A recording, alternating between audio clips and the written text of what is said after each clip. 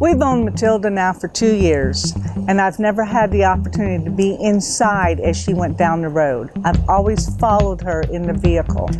Well, if you stay tuned and watch, you're going to see me in Matilda driving down the road for the first time solo.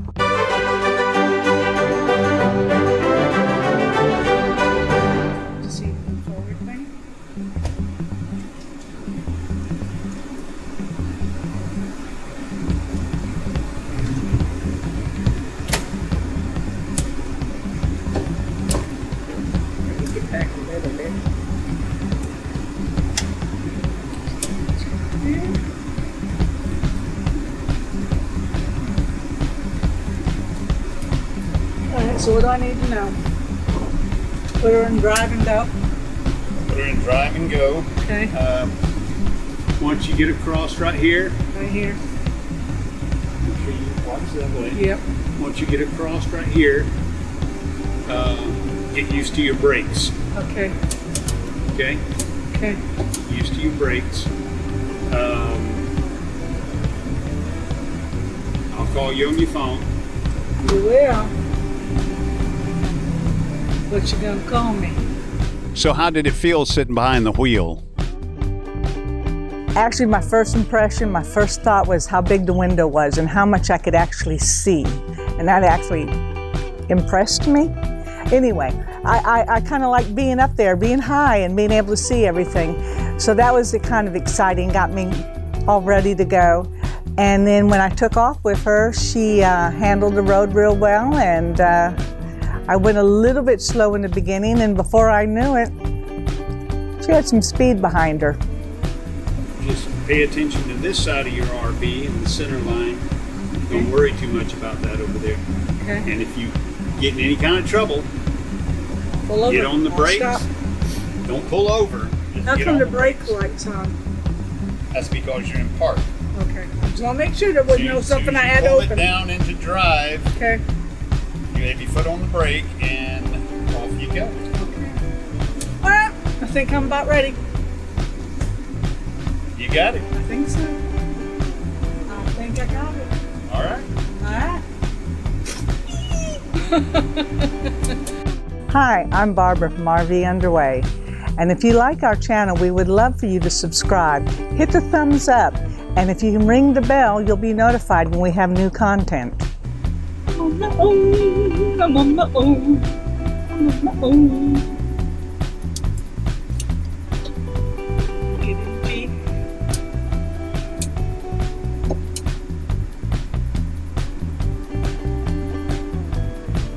Excited.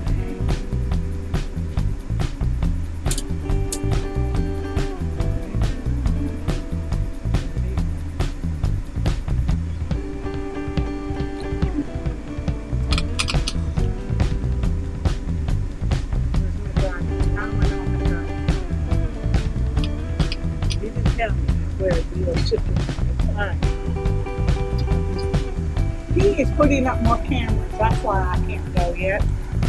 Not because I'm not able to go, but because he's putting up another camera. Alright. Pretty soon I should get to go ahead.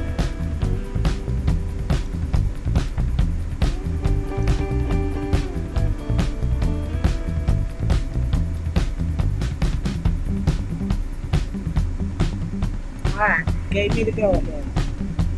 There is nothing coming. Here I go. Taking her on down. Ooh, those roads. Now I get to listen to all the banging and noise that this thing makes. Learn more about what I need to stow better, because he doesn't tell me. Miss Barbara is off with Matilda.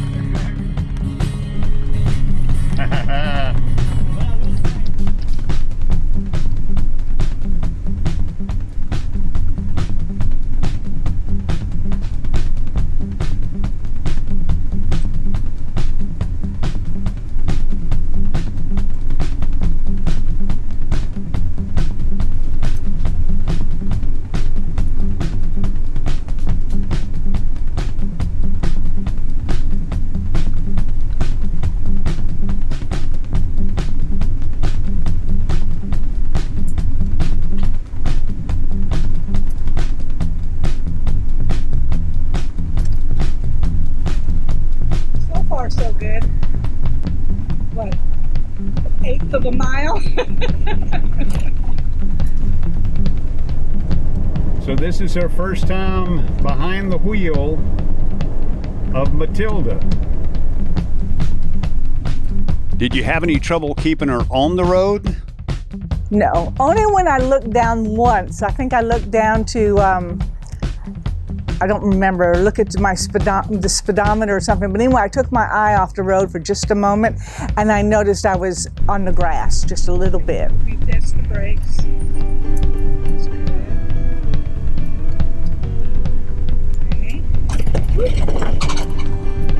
You gotta be careful. I'm more worried about getting on the side of the road. That's why I chose this road. So tell me, Barbara, what did you anticipate when you thought about driving Matilda? Were you fearful in any way? Apprehensive? Scared? I wasn't fearful or scared, a little bit apprehensive because she's so big to me. And I didn't want to break her. I didn't want to hit anything. And I didn't know how she would handle. So I wasn't afraid, but I was a little apprehensive, yes. But you have been wanting to drive her for a long time. Not a long time, but I have been wanting to drive her. Now, you did drive her on a parking lot down in Pensacola. I did, but the parking lot, of course, was very flat, and I was able to make turns and stuff, but I didn't have anything coming at me. I didn't have any traffic situations, so I wanted to get on the road with her.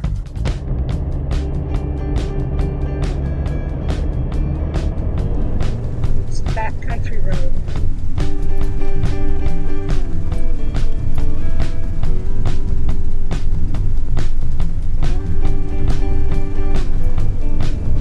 I'd be lying if I didn't tell you I was a little anxious.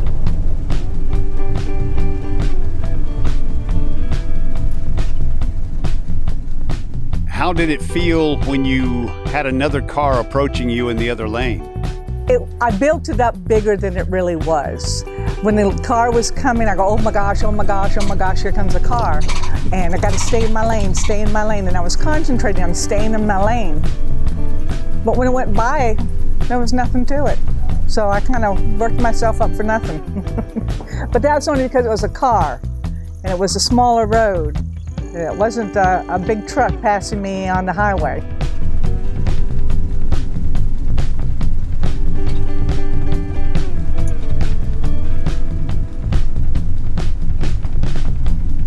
How would it have been had you been on a small country bridge meeting a semi-truck?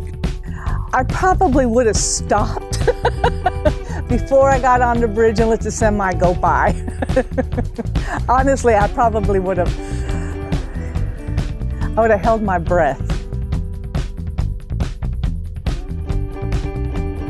Slow down there, baby.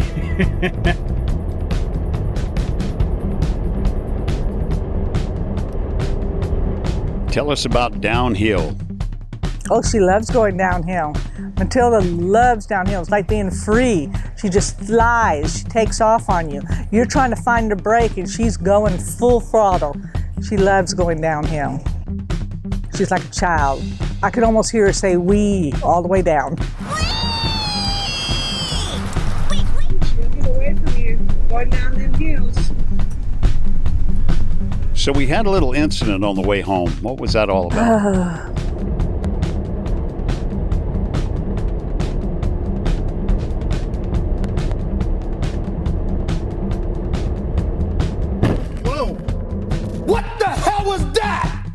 Well, you know, we live in the country, and one thing about the country roads is there's a lot of deer. Year-round, there's a lot of deer. And we were driving home, and all of a sudden I get a phone call, and I really thought it was Ricky calling to tell me to slow down a little bit. But he called me and told me that a deer had run into our Jeep. Don't you know I'm not supposed to drive and be on the phone at the same time? I just hit a deer. You need to stop. Oh, no. Yeah. Go ahead and just slow down. Yeah, he ran right to the side of me. Oh, no, honey. Yeah, not the front, right in the side. So, hang on. Let me see what the damage is. I'll see you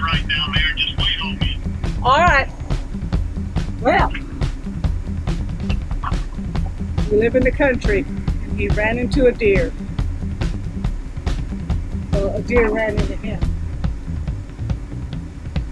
He's going to check out the damage, let us know what's going on. Well, there it is. Scared the snot out of me. The deer hit my tire. So, here we go. I gotta go ahead and take this off. Pop it loose right here, I think. Well, I'll be damned. That wasn't fun.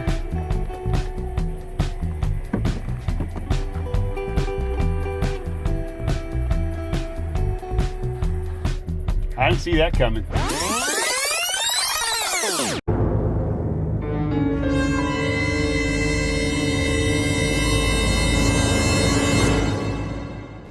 And I mean, the deer actually ran into the Jeep. Ricky didn't hit it because the deer hit the back end of the Jeep. And that was scary because neither Ricky nor I have ever hit a deer. We know lots of folks that have done it. Everybody in our community probably has, but neither one of us has ever had a deer issue. So that was kind of scary. I was worried for him and for my Jeep. Oh, I know that's a scary feeling. Especially driving Gobi. I don't think he's ever hit a deer yet in all these years.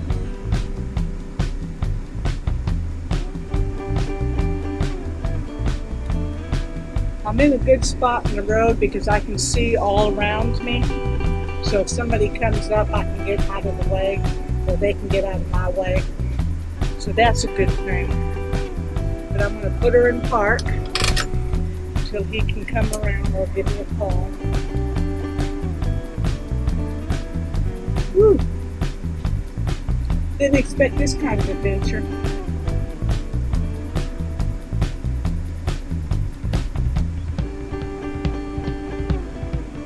And he might have got some extra video he wasn't expecting to.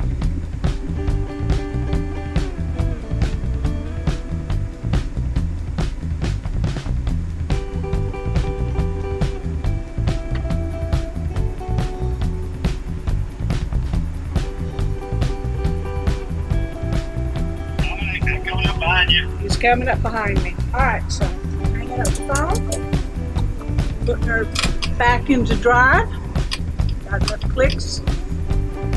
There he is, so at least he's moving. Woo! Oh, mercy.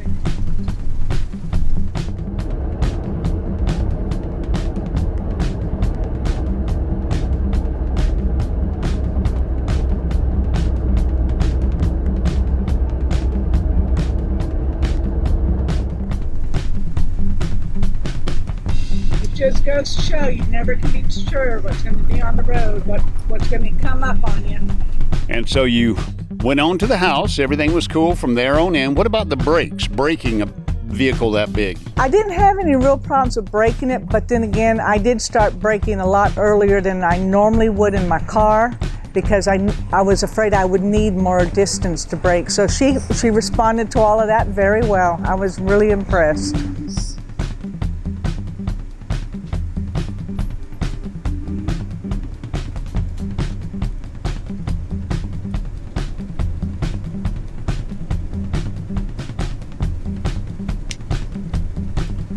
What advice would you have for any other person, male or female, who have never driven a large vehicle like that? What kind of pointers would you give them?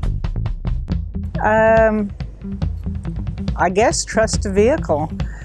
And I know that when I get ready to actually take Matilda out where I might have to park her or pass other vehicles, I don't know about you guys, but I plan to tie little brightly colored ribbons at the end of Matilda so I can see how long she is. But trust yourself, trust your mirrors, trust your vehicle. Go slow. Don't care if anybody passes you. They're in a hurry.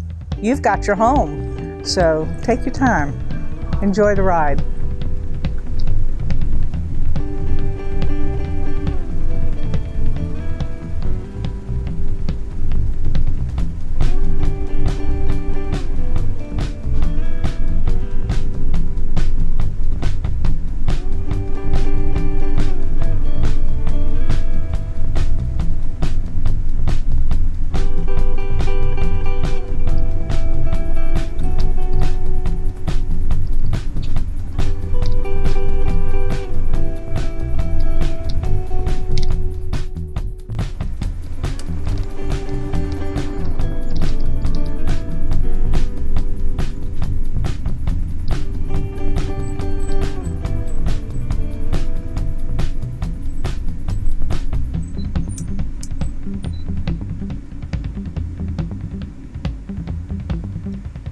tend to be in no hurry at this intersection or this crossing.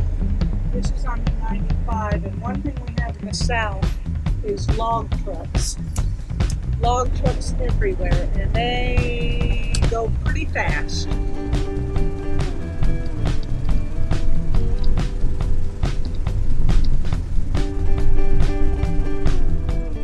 Tell us about our road. Whew, our road has been patched so many times that the patches have needed patches and the holes just keep coming. And it's a very rough road. And I hate to say this, but they just did a patch job on it a few months ago, so it's smoother than it ever had been before. But it was a very rough ride. Everything that could shake loose will shake loose on our road. That was a little scarier because you knew that there was bumps in the road, you knew that there was holes, and you knew that the ride was going to be rougher. So yeah, that was a rough part of my trip. Pretty noisy.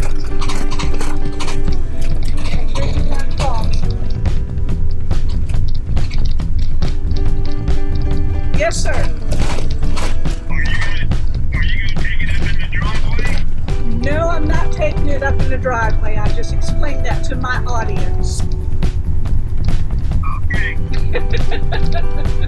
I'll be pulling over right in front of Doc's house. Okay, you don't pull over, just stop. I'll just stop in front of Doc's house. Okay. All right. All right. Bye-bye. Yeah, he thinks I'm going to drive into the driveway. Has he lost his ever-loving mind?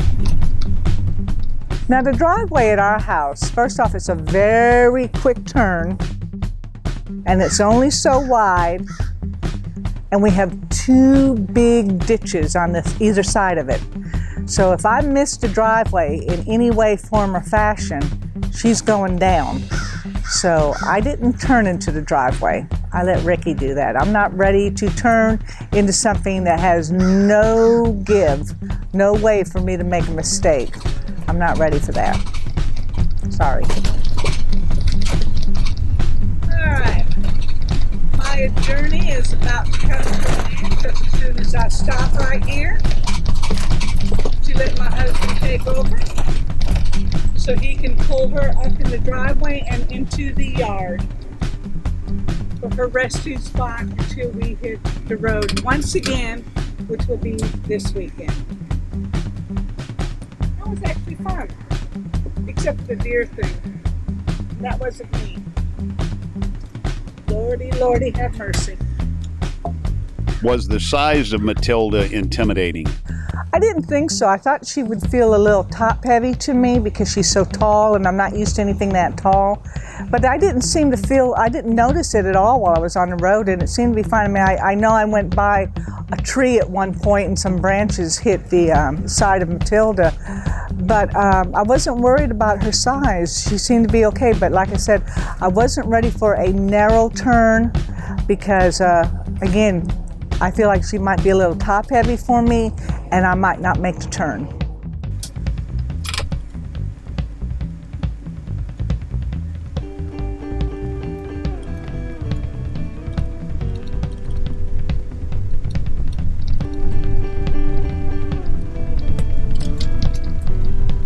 All right, let's go ahead and put this thing in the driveway. When are you going to drive her again? Soon. I think I'm comfortable with just about anything except for I don't want to cross a major highway yet, and I really don't want to be on the interstate or the state highways until I'm a little bit more comfortable moving with her.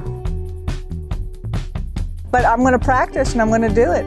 I'll make the short trips and get myself going and get more comfortable with left turns, right turns didn't bother me at all. It's just, again, turning into a small confined area.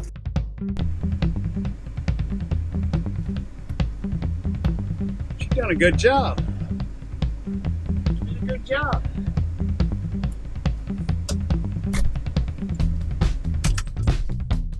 Well, I hope you enjoyed this video. And if you did, please go ahead and give me a thumbs up. Subscribe to our channel and ring that bell so that you can get notified of any other content that we may put out soon. And until I get the chance to see you again, fair winds and following seas. Bye-bye.